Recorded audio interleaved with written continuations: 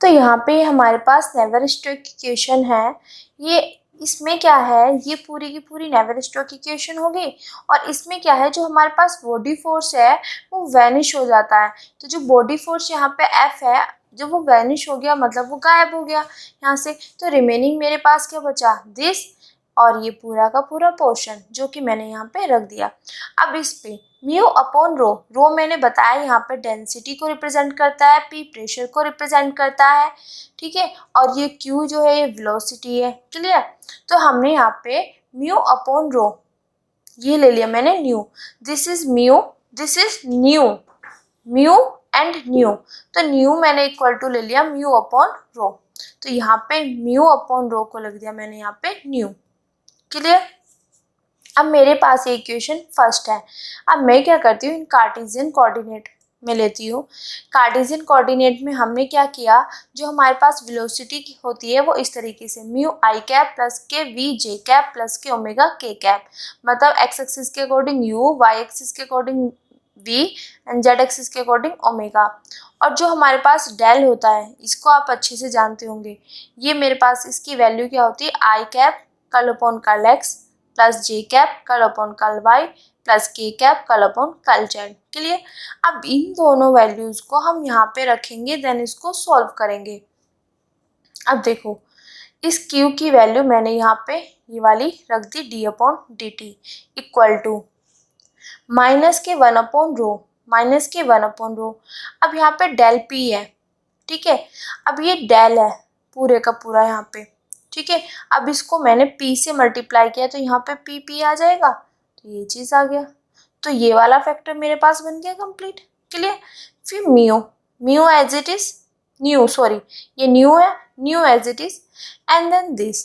अब इसकी वैल्यू मेरे पास क्या होती है, मेरे पास इसकी वैल्यू होती है, जैसे कि यहाँ पे डेल है, ये डेल है ना, तो इसको डेल स्केयर को हम इस तरीके से लिख सकते हैं डेल दिस, ठीक है, डॉट प्रोडक्ट। अगर इसकी मैं डॉट प्रोडक्ट करूंगी तो मेरे पास इसकी वैल्यू आएगी दिस। क्लियर। क्या वैल्यू आएगी, कल स्क्वायर, देखो ये पूरा रखा, डॉट प्रोडक्ट किया, फिर ये पूरा रखा। एक बार पूरा ही सॉल्व करके बता देती हूँ किस तरीके से ये आएगी। यहाँ पे हमने डेल स्क्वायर की वैल्यू चाहिए, मेरे पास क्या होता है, डेल बराबर क्या होता है मेरे पास, i curl upon i cap curl upon curl x plus k j cap curl upon curl y plus k cap curl upon curl z. Clear.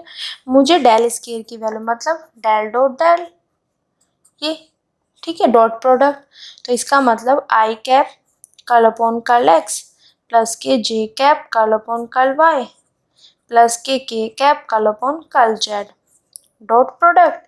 Similarly फिर same value i cap curl upon curl x plus k j cap curl upon curl y plus k cap curl upon curl z. अब जैसे कि मैंने बताया था dot product में same same, तो i dot I ये तो 1 बन जाएगा, पर जे और के साथ करेंगे 0 बन जाएगा, तो सेम का सेम के साथ करते हैं।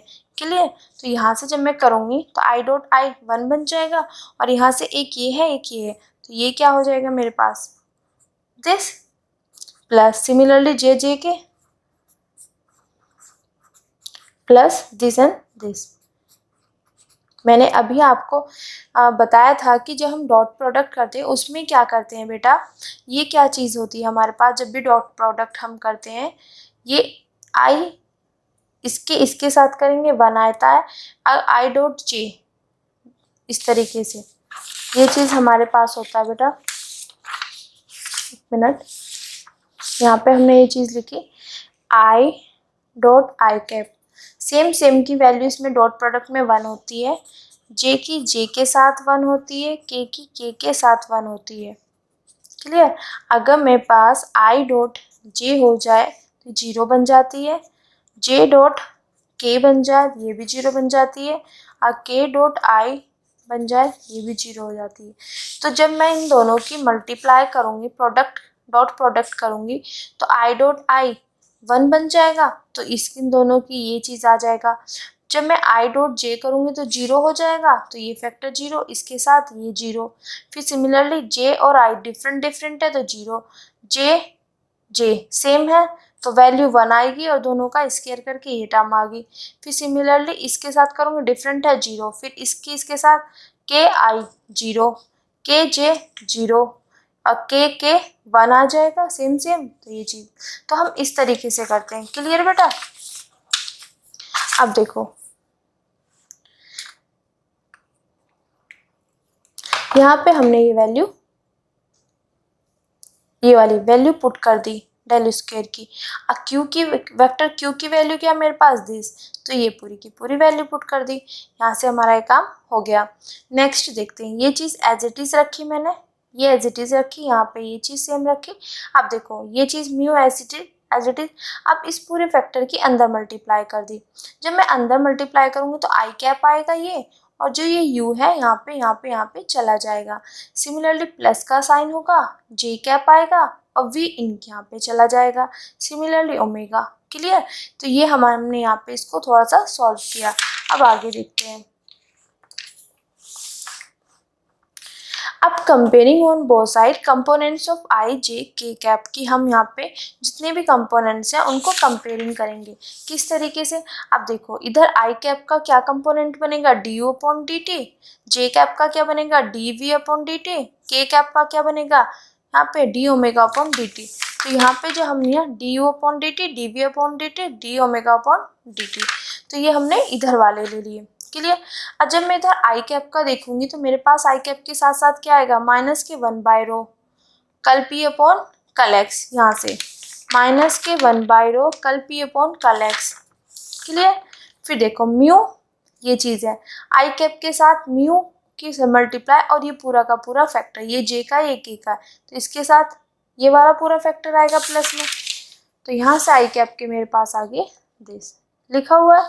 सिमिलरली जब मैं म्यू का करूँगी जे कैप का, तो यहाँ से माइनस के 1/रो दिस प्लस ये पूरा ये म्यू और दिस फैक्टर। फिर सिमिलरली के कैप का माइनस के 1/रो दिस और ये इसके साथ पूरा ये फैक्टर। तो वही चीज़ हमने यहाँ पे कंपेयरिंग करके लिख दिया, this is equation star. Clear? यहाँ पे हमने ये कर लिया। अब क्या करा, अब यहाँ इसको यहीं पे रिमेनिंग छोड़ देंगे। ठीक है? तो अब करना क्या है बेटा, ये चीज़ें पता होनी चाहिए कि ये इक्वेशंस किस तरीके से आई हैं, कंपैरिजन करके। चीज़ें क्रैमिंग नहीं करनी, समझनी है। ओके? अब देखो फॉर स्टडी केस की बात कर रहे हैं यहाँ पे, तो हम जानते हैं कि D u upon d T बराबर होता है कल यू अपॉन कल टी प्लस इन दोनों का डॉट प्रोडक्ट, जहाँ पे क्यू मेरे पास वेलोसिटी होती है और यू यहाँ पे, ये हमने यहाँ पे यू यू यू। अब ये कहाँ से आया, जो कि हम अपने थर्ड सेमेस्टर में हमारे पास फ्लूइड डायनेमिक्स होती है, तो उसमें जब हम इक्वेशन ऑफ कॉन्टिन्यूटी निकालते हैं तो वहाँ पे एक डिफरेंशियल ऑपरेटर होता है। डिफरेंशियल ऑपरेटर ये वो यही होता है। क्लियर? अब यहाँ पे हम फॉर स्टडी केस की बात करें, स्टडी केस की बात करते हैं विद रिस्पेक्ट टू टाइम, जो इसका डिफ्रेंशिएशन होगा वो क्या होगा, 0। तो किसी का भी कल अपॉन कल टी, यहाँ पे u का है तो इसका मतलब इसकी वैल्यू क्या हो जाएगी, 0 हो जाएगी। तो मेरे पास रिमेनिंग बच गया ये। अब मेरे पास इसकी और इसकी, यहाँ पे q की वैल्यू, वेक्टर q की वैल्यू क्या है मेरे पास दिस, और डेल की वैल्यू क्या है मेरे पास दिस, और u एज इट इज। अब देखो हम जब यहाँ से आता है तो आगे मल्टीप्लाई होता है, अब ये पीछे है, तो जब इसकी डॉट प्रोडक्ट लेंगे तो यू कल अपॉन कल एक्स। आई का अब मैंने आपको समझा दिया है कि जब हम डॉट प्रोडक्ट करते हैं किस तरीके से करते हैं, क्योंकि जब सेम सेम होते हैं उसकी वैल्यू 1 आ जाती है, पर जब डिफरेंट होते हैं तो उनकी वैल्यू 0 बन जाती है। तो हम सेम की सेम से ही देखेंगे। क्लियर? और सारी वैल्यू 0 बन जाती है।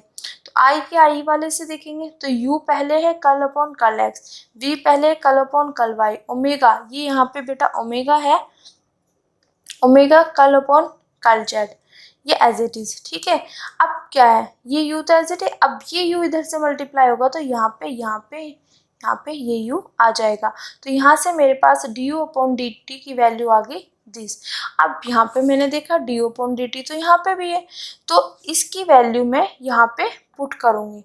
क्लियर बेटा? अब जैसे मेरे पास d u upon d t आया है, सिमिलरली अगर मैं v को निकालूंगी तो मेरे पास भी तो आ जाएगा यहाँ पे u कल v अपॉन कल x, यहाँ पे u की जगह v आ जाएगा मेरे पास। तो यहाँ पे v, फिर यहाँ पे ओमेगा ओमेगा ओमेगा और सब चीज़ें सेम रहेंगी। अब जैसे ये मेरे पास इक्वेशन स्टार मान ली मैंने इस पूरे सिस्टम को, तो डी अपॉन डी टी की वैल्यू यहाँ पे पुट करेंगे, d v upon d t की वैल्यू यहाँ पे पुट करेंगे, डी ओमेगा डी टी की वैल्यू यहाँ पे पुट करेंगे।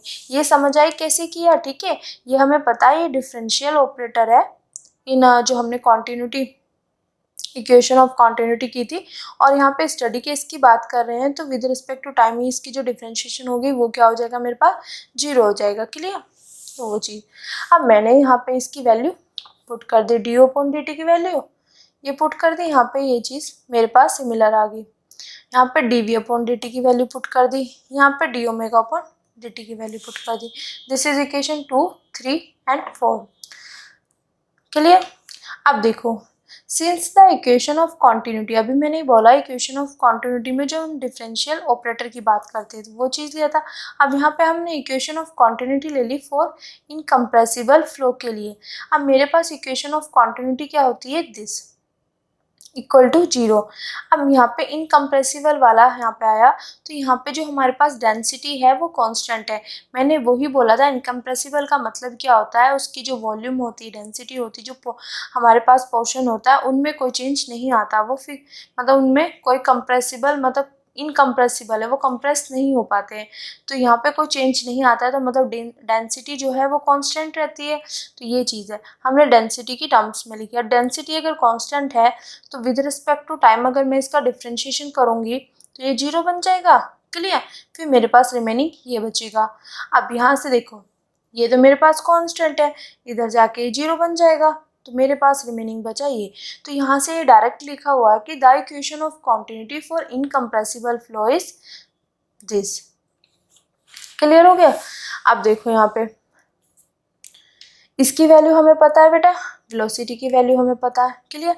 अब मैं इसमें डॉट प्रोडक्ट करूँगी। अब देखो ये पीछे है तो कल सेम की सेम के साथ आई डॉट 1 हो जाएगा, तो कल यू अपॉन कल एक्स प्लस कल वी अपॉन कल वाई प्लस कल ओमेगा अपॉन कल जेड। क्योंकि जब डिफरेंट के साथ करेंगे तो वो 0 बन जाता है, हमें वो नहीं करना है। हमेशा यही चीज़ याद रखनी है कि जब डॉट प्रोडक्ट करेंगे तो हम सेम की सेम से कर देंगे। ठीक है? क्योंकि हमें पता है अगर ये इन दोनों के साथ होगा तो 0 देगा, ये इसके और इसके साथ होगा 0 देगा, ये इन दोनों के साथ 0 देगा। तो ये इसके साथ 1 देता है, इसके साथ 1 देता है, इसके साथ सेम सेम के। ठीक है? तो यहाँ से हमने जब किया हमारे पास ये इक्वेशन आ गई, इक्वेशन नंबर 5। ठीक है? अब देखो यहाँ पे equation number 2, 3, 4। Equation number 2, 3, 4 are non linear second order partial differential equation है। सबसे पहले हम देखते हैं partial order differential. Partial order differential मतलब एक जब भी हमारे पास कोई भी डिफरेंशिएशन अगर एक से ज़्यादा इंडिपेंडेंट वेरिएबल्स, ये जो होते हैं इंडिपेंडेंट ही तो होते हैं, ठीक है, इंडिपेंडेंट वेरिएबल्स अगर एक से ज़्यादा होते हैं तो जब हम वहाँ पे डिफरेंशिएशन करते हैं तो पार्शियल का यूज़ करते हैं। तो यहाँ पे एक्स वाई जेड है तो पार्शियल डिफरेंशियल इक्वेशन होगी। क्लियर? फिर सेकेंड ऑर्डर, तो इसका ऑर्डर क्या है, सेकेंड है, और ये नॉन लीनियर है। क्लियर? तो इस तरीके की हमारे पास ये बन गई। तो इनका जो जनरल सॉल्यूशन अगर हम देखें मेथड, तो इनका कोई ऐसा जनरल सॉल्यूशन हमारे पास नहीं है कि हम इन तीनों इक्वेशन को सॉल्व कर सकें। क्लियर है? तो उसके लिए फिर हमने इसका एग्जैक्ट सॉल्यूशन फाइंड करने के लिए हमने नेवियर स्टोक्स इक्वेशन की एक स्पेशल केस लिया। अब वो स्पेशल केस हम लेते हैं वहाँ पे, तो उनमें से एक स्पेशल केस इस तरीके से डिफाइन किया है। बेटा यहाँ पे समझने की कोशिश करो, जो हमारे पास 3 इक्वेशन आ गई हैं वो तीनों इक्वेशन मेरे पास non linear second order partial differential equation है। और उनका अगर हम कोई जनरल सॉल्यूशन देखें तो वो हमारे पास ऐसा कोई मेथड है नहीं है कि हम उनको सॉल्व कर सके। तो इसलिए उसका एग्जैक्ट मतलब सम एग्जैक्ट सॉल्यूशन के लिए हम नेवियर-स्टोक्स इक्वेशन में कोई स्पेशल केस करते हैं, जिसमें से मेरे पास एक स्पेशल केस क्या है वो यहाँ पे डिफाइन किया गया है। अब वो बताते हैं। क्लियर बेटा? अब क्या करते हैं हम यहाँ पे, let us consider a 2 dimensional study laminar flow. अब 2 डायमेंशनल का तो आपको पता है, 2 डायमेंशनल मतलब एक्स वाई प्लेन होगा, वहाँ पे जेड 0 होगा। ठीक है? अब study laminar flow, steady flow का भी पता हो गया विद रिस्पेक्ट टू जो टाइम है वो वाला। ठीक है? अब लैमिनार फ्लो क्या होता है वो माइंड में आएगा। बेटा लैमिनार फ्लो हमारे पास क्या होता है वो चीज़ देखते हैं। If the flow is smooth, जो मेरे पास फ्लो स्मूथ हो, मतलब आसानी से फ्लो करे। इफ द लेयर, एक तो स्मूथ होना चाहिए और उसका जो फ्लो है वो लेयर्स में हो और वे मिक्स ना हो। जैसे कि ये है, ये मेरे पास कोई है, यहाँ पे लेयर्स जा रही है, तो जब ये फ्लो कर रही हैं तो इनमें आपस में ये मिक्स नहीं होंगी। जो हमारे पास लेमिनार फ्लो उसको बोलते हैं जो स्मूथ हो और जो वो लेयर्स में फ्लो करे और जो उसकी लेयर्स है वो डू नॉट मिक्स, मतलब मिक्स ना हो। तो इस तरीके के फ्लो को हम लेमिनार फ्लो बोलते हैं। क्लियर बेटा? तो हमने ये समझ लिया कि लेमिनार, तो हम कंसीडर करते हैं एक 2 dimensional study laminar flow for a viscous in compressible fluid. Compressible fluid का मतलब यहाँ पे क्या हो गया कि जो उसकी वॉल्यूम डेंसिटी में है वो कंप्रेस हो सकते हैं, वो चेंजेस हो सकते हैं बिटवीन 2 पैरेलल स्ट्रेट प्लेट्स। जो हमारे पास 2 पैरेलल स्ट्रेट प्लेट्स हैं, ये स्ट्रेट हो गया मतलब इसको स्ट्रेट ही बोलते हैं, दोनों पैरेलल हैं, प्लेट्स हैं। Clear? Let x axis be the direction of the flow. अब जो हमने फ्लो का डायरेक्शन लिया है वो एक्स एक्सिस के अबाउट लिया है। वाई एक्सिस क्या है? इसके परपेंडिकुलर है। क्लियर?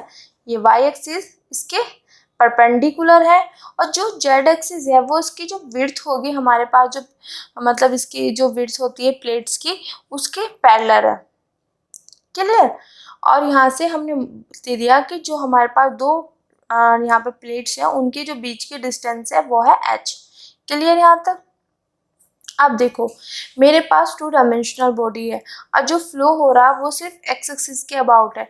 तो जो वाई एक्सिस के कोऑर्डिनेट हम जब फ्लो देखते हैं, मतलब वेलोसिटी देखते हैं, तो वेलोसिटी में हम क्या लेते हैं यहाँ पे, एक minute, u v j, u v omega. तो मैं एक्स एक्सिस के अबाउट सिर्फ यू वाला ले रही हूँ, तो इसका मतलब वी और ओमेगा मेरे पास क्या हो जाएगा, 0। और 2 डायमेंशनल बॉडी की बात करें तो जेड के रिस्पेक्ट में अगर मैं डिफ्रेंशिएशन करूँगी तो वो 0 बन जाएगा। क्लियर बेटा? ये चीज़ हमने यहाँ से ले लिया। अब मेरे पास इक्वेशन नंबर 5 क्या है, दिस। अब इस इक्वेशन नंबर 5 में मैं ये कंडीशन रखती हूँ, v बराबर 0, ओमेगा बराबर 0, और ये अब देखो यहाँ पे v की वैल्यू 0, ओमेगा की वैल्यू 0, तो ये पूरी टर्म तो मेरे पास 0 हो गई। यहाँ से बचा मुझे curl u upon curl x बराबर 0। क्लियर हो गया? तो यहाँ से ये, अब देखो u को मैं x के रिस्पेक्ट में यहाँ पे डिफ्रेंशिएट कर रही हूँ। ठीक है, तो जब मैंने इसको, ये 0 कब आएगा, जब ये y का फंक्शन हो। क्लियर? ये चीज़ यहाँ से देखो 5, अब ये चीज़ मेरे पास कैसे आई, इक्वेशन नंबर 5 और 6 से, ये तो मैंने बता दिया ना, कल यू अपॉन कल एक्स बराबर 0। अब यहाँ से ये चीज़ देखो, यहाँ पे लिख दिया कि यू फंक्शन होगा y का। ये क्यों लिखा? क्योंकि जब u मेरे पास y का फंक्शन होगा और मैं उसको x के रिस्पेक्ट में यहाँ पे डिफ्रेंशिएशन करूँगी तो वो 0 दे देगा। तो यहाँ से इसका मतलब क्या है, मेरे पास u जो होगा वो फंक्शन होगा y का, तभी। अब देखो यहाँ पे एक चीज़ और है, आप z का भी तो बोल सकते थे कि u फंक्शन ऑफ z का, समझ रहे हो, z का फंक्शन हो। पर यहाँ पे हम जो ले रहे हैं वो 2 डायमेंशनल ले रहे हैं, मतलब जो हम बात कर रहे हैं वो x और y की ही बात कर रहे हैं। अब कोई भी हमारे पास यहाँ पे फंक्शन है, उसको x के रिस्पेक्ट में मैंने डिफ्रेंशिएट किया, वो 0 आ गया, तो इसका मतलब वो क्या होगा, फंक्शन होगा y का। जब y का फंक्शन होगा और मैं इसको x के रिस्पेक्ट में करूँगी तो 0 देगा ना, तो यहाँ से ये चीज़ लिखी है। क्लियर? अब देखो इक्वेशन नंबर 3 एंड 6 से, 3 मेरे पास बेटा ये है, इक्वेशन नंबर 6 मेरे पास ये है। यहाँ पे v की वैल्यू 0, ओमेगा की वैल्यू 0 और दिस। अब देखो बेटा हम यहाँ तक कर चुके थे, अब मैंने बोला फॉर्म इक्वेशन 3 एंड 6 इक्वेशन ये है, 3 देखते हैं हम, 3 इक्वेशन दिस। अब इन दोनों इक्वेशन से हमारे पास जो आता है वो ये चीज़ आती है। क्लियर? कैसे आती है, v बराबर 0, ओमेगा बराबर 0, तो यहाँ पे इक्वेशन नंबर 3 में v बराबर 0, यहाँ पे ये v बराबर 0 पुट किया, ओमेगा बराबर 0, तो दोनों वेक्टर मेरे पास 0 बन गए। यहाँ पे v बराबर 0 पुट करो, ये पूरा का पूरी टर्म मेरे पास 0, तो यहाँ पे 0 आ गया। अब इधर देखते हैं, तो यहाँ पे तो ये तो रिमेनिंग है, यहाँ पे कुछ नहीं, v ये म्यू है, यहाँ पे v बराबर 0, v बराबर 0, v बराबर 0, ये भी 0 आ गया। तो मेरे पास यहाँ पे रिमेनिंग सिर्फ ये चीज़ बनी, ये भी 0 बन गया, ये भी 0 बन गया। तो ये चीज़ मैंने लिख दी। अब डेंसिटी तो मेरे पास कांस्टेंट, क्योंकि हम यहाँ पे जो मतलब लाइक ए कांस्टेंट, तो ये इधर चली जाएगी, 0 हो जाएगा। तो कल p अपॉन कल y। अब देखो इस p को मैंने y के रिस्पेक्ट में डिफ्रेंशिएट किया तो मेरे पास 0 आ गया। तो इसका मतलब क्या है, ये p जो होगा मेरे पास फंक्शन होगा x का, क्योंकि हम यहाँ पे बात कर रहे हैं x और y। तो जब मैं x के रिस्पेक्ट में कर रही हूँ 0 दे रहा है, तो मतलब वो y का फंक्शन होगा। y के रिस्पेक्ट में कर रही हूँ तो वो 0 दे रहा है, तो मतलब x का फंक्शन होगा। क्लियर। यहाँ से 7 और इक्वेशन नंबर 8 बहुत ही ज़्यादा मतलब ईजी है, पर समझने के लिए जो समझ जाए अच्छे से, ठीक है। तो यहाँ पे हम ये चीज़ समझ चुके हैं, क्लियर, कि ये कैसे आया और ये कैसे आया। क्योंकि x के रिस्पेक्ट में इसको डिफ्रेंशिएट करें तो मतलब ये y का फंक्शन होगा। y के रिस्पेक्ट में इसको डिफ्रेंशिएट किया, 0 दे रहा है, तो इसका मतलब y x का फंक्शन होगा। क्लियर। अब देखो the equation 4 is identically satisfy and from the equation this we get the. अब इक्वेशन नंबर 4 देखते हैं कौन सी हमारे पास, दिस इक्वेशन नंबर 4 जो है इज आइडेंटिकली सेटिस्फाई होती है and the from equation similarly, उसी तरीके से इसको हम करते हैं। तो ये देखो ये सेटिस्फाई कैसे होती है, हमने इक्वेशन नंबर 3 देख ली ना। अब सेकंड ये 4 कैसे सेटिस्फाई होती है वो देखते हैं। यहाँ पे v ओमेगा 0 0 है, तो यहाँ पे ओमेगा ओमेगा सब 0 बन गया। यहाँ पे देखो ये ओमेगा ओमेगा ओमेगा ये सारा 0 बन गया। अब कल अपॉन कल जेड भी तो मेरे पास यहाँ पे क्या है, 0 है, तो ये भी 0, तो 0 इक्वल टू 0, तो ये तो सेटिस्फाई होगी। तो वही चीज़ लिखी हुई है आइडेंटिकली सेटिस्फाइड, ठीक है। अब देखो यहाँ पे from the equation second 6 7 8, equation number second, क्योंकि हम बात कर चुके हैं इक्वेशन नंबर 3 की भी कर चुके हैं, 4 की भी कर चुके हैं। अब हम बात करेंगे equation number second, equation number 6, equation number 7, then equation number 8 से हम क्या यहाँ पे प्राप्त करते हैं वो देखते हैं। अब देखो v और ओमेगा 0, यहाँ पे v और ओमेगा 0, तो रिमेनिंग यहाँ से मेरे पास ये बचेगा u कल u अपॉन कल x। अब यहाँ पे देखो u कल u अपॉन कल x। अब मेरे पास जब रिमेनिंग यहाँ पे बचा है v और ओमेगा तो 0 हो गया। जब ये चीज़ पोर्शन बचा तो यहाँ पे कल u अपॉन कल x की वैल्यू क्या है मेरे पास 0, तो ये पूरी की पूरी टर्म मेरे पास क्या बन गई 0। क्लियर, यहाँ पे 0। फिर सेकेंड, अब यहाँ पे देखो कल p अपॉन कल x, ये तो बेटा अभी हमारे पास ऐसे ही रहेगा। माइनस के 1 अपॉन रो कल p अपॉन कल x, minus k 1 upon rho, ये बताऊंगी यहाँ पे कल की जगह हमने d क्यों ले लिया अभी बताते हैं पहले। फिर म्यू, अब यहाँ पे कल u अपॉन कल एक्स स्क्वायर प्लस कल u अपॉन कल वाई स्क्वायर दिस, ये पूरा पोर्शन। ये किस तरीके से, आप देखो यहाँ पे ये कल अपॉन कल जेड, कल अपॉन कल जेड ये 0 है, तो मेरे पास ये वाला पोर्शन 0 बन गया यहाँ पे। क्लियर बेटा। यहाँ पे कल u अपॉन कल y, कल u अपॉन y वाला बचा, कल u अपॉन कल x। बेटा यहाँ पे देखो कल u अपॉन कल x 0। तो अब यहाँ से देखो मैंने ये पहले v और ओमेगा रखा तो 0 बन गया, फिर कल u अपॉन कल x की वैल्यू क्या है 0, तो ये पूरी की पूरी टर्म्स मेरे पास यहाँ पे 0 बन गई। अब ये मेरे पास रिमेनिंग रहती है, ये मैंने यहाँ पे लिखी प्लस। अब यहाँ पे ये कल अपॉन कल z 0, तो ये पूरा का पूरा 0, कल u अपॉन कल x 0, तो ये 0, रिमेनिंग बचा दिस, तो ये भी चीज़। अब देखो यहाँ पे तो मैंने कल लिखा हुआ है, क्लियर, पर यहाँ पर डिफरेंस डी लिख दिया। इसका मतलब क्या होता है कि जब वो सिंगल वेरिएबल के लिए जब हम डिफ्रेंशिएशन करते हैं कि हमारे पास इंडिपेंडेंट वेरिएबल 1 हो, तो हम डिफ्रेंशिएशन डी के ये वाला साइन लेते हैं, ठीक है, सिंपल जो होता है टोटल डिफ्रेंशिएशन। अगर हमारे पास एक से ज़्यादा इंडिपेंडेंट वेरिएबल हो तो 2 3 4, तो हम पार्शियल वाला यूज़ करते हैं। क्लियर। तो वहाँ से पार्शियल से इसमें टोटल में चेंज कर दिया। कैसे, देखो यहाँ पे p जो फंक्शन है सिर्फ x का फंक्शन है, ठीक है, p जो फंक्शन है सिर्फ x का फंक्शन है, मतलब x का फंक्शन है, सिंगल एक वेरिएबल का फंक्शन है, इंडिपेंडेंट वेरिएबल का, ठीक है, ये सिर्फ एक वेरिएबल पे डिपेंड कर रहा है। तो इसका मतलब जो डिफ्रेंशिएशन होगी वो सिर्फ टोटल डिफ्रेंशिएशन होगी, क्योंकि एक से ज़्यादा का फंक्शन होता है, जैसे यहाँ पे p फंक्शन होता है x और y का, तो हम कल का यूज़ करते हैं, पर यहाँ से ये p फंक्शन है ओनली x का, सिर्फ एक का फंक्शन है, तो यहाँ पे हम टोटल डिफ्रेंशिएशन यूज़ करेंगे। Clear. Similarly u, you function है सिर्फ y का, सिंगल एक वेरिएबल का फंक्शन है। यहाँ पे एक से ज़्यादा इंडिपेंडेंट वेरिएबल होते तो हम कल यूज़ करते, पर यहाँ पे तो सिंगल एक ही है, तो एक है तो यहाँ पे डी यूज़ किया। क्लियर बेटा? सिर्फ यही यहाँ पे पॉइंट समझने के लिए बहुत ज़रूरी है कि ये पॉइंट है क्या, ये डी है। क्लियर बेटा? D P upon D x, वहाँ पे कल पी अपॉन कल एक्स था, पर इसको डी में क्यों चेंज किया?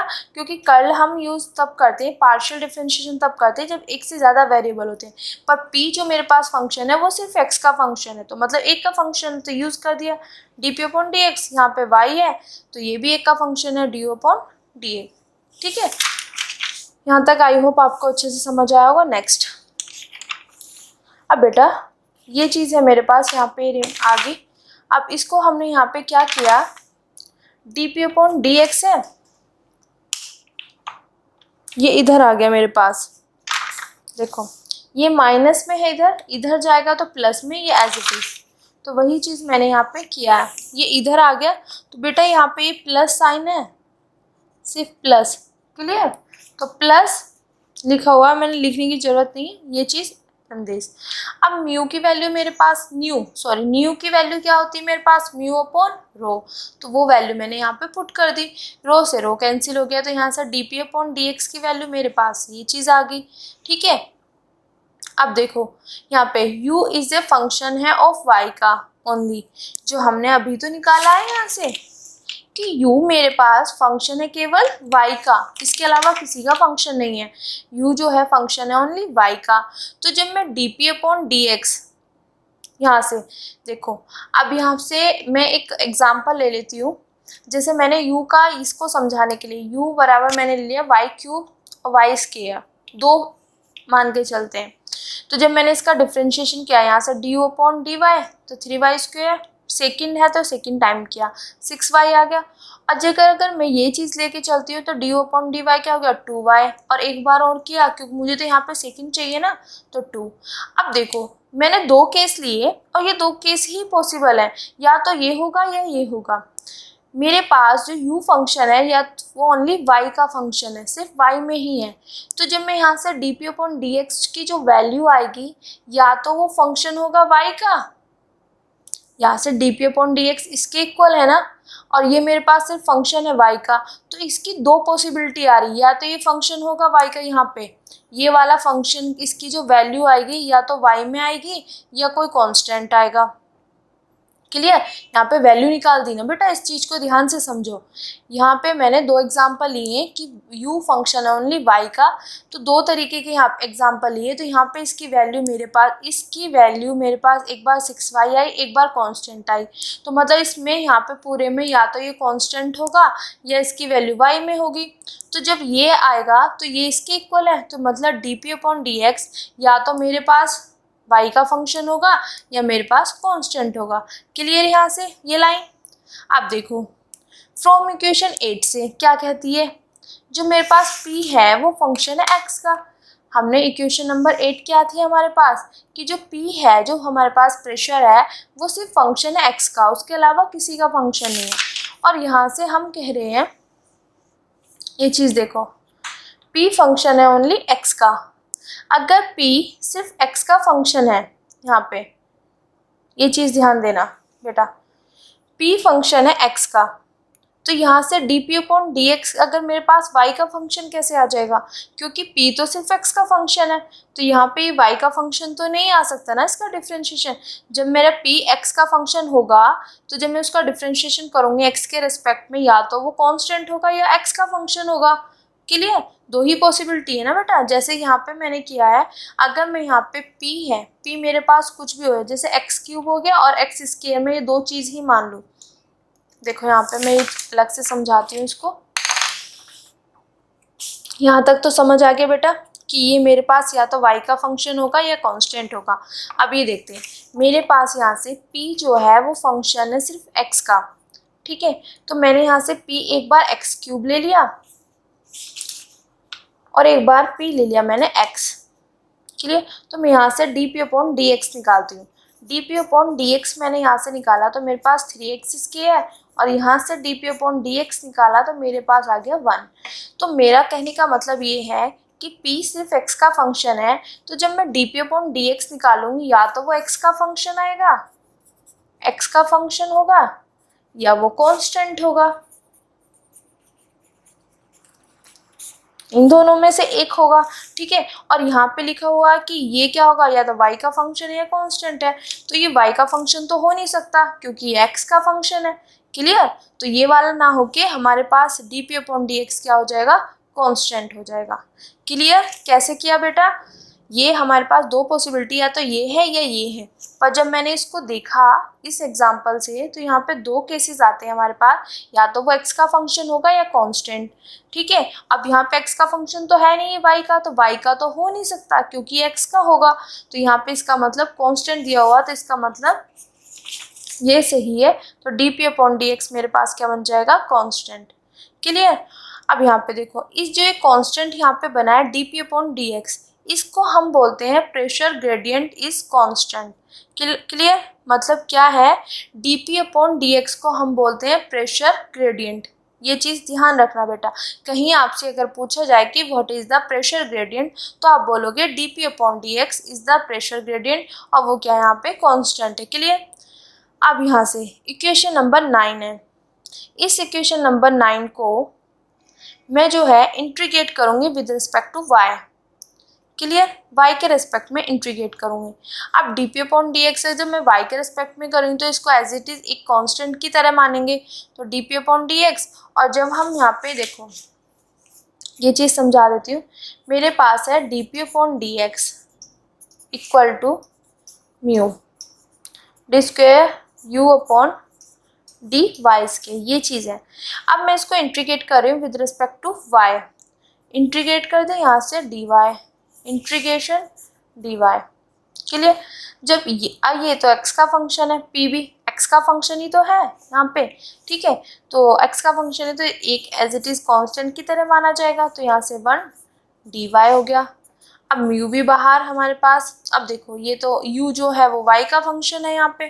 क्लियर है, यहाँ पे था भी ना बेटा,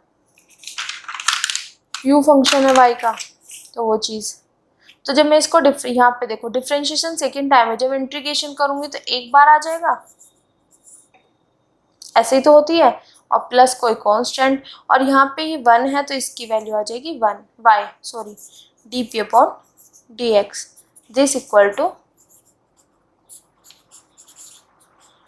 क्लियर, तो वही चीज़ मैंने यहाँ पे कांस्टेंट a1 मान लिया, y dp/dx mu d/dy a1। Clear, ये चीज़ हो गया मेरे पास।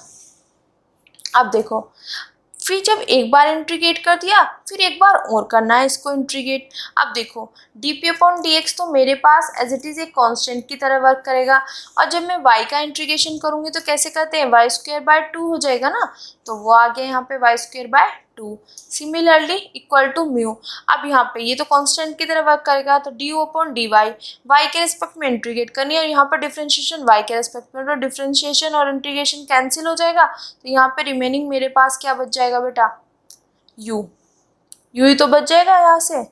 क्लियर, d/dy, और जो इंटीग्रेशन हम ले रहे हैं वो कैंसिल होकर हमारे पास रिमेनिंग बच जाएगा u, और रिमेनिंग a1, यहाँ पे कांस्टेंट 1 है, तो 1 का जब मैं इंटीग्रेशन करूँगी तो y आ जाएगा, और प्लस एक कांस्टेंट और आ जाएगा b1।